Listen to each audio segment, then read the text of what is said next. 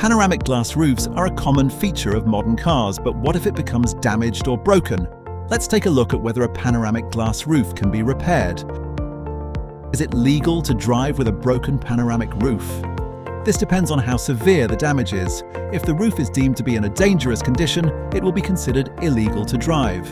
This is because broken glass poses a hazard to other road users. If you're caught driving a car that is considered to be dangerous, you could face points on your license or more severe consequences if you're involved in an accident. Can a panoramic glass roof be repaired?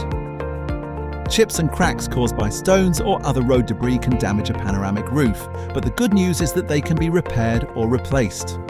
Panoramic glass is usually made from laminated glass, so it won't shatter, but prompt repairs are still required.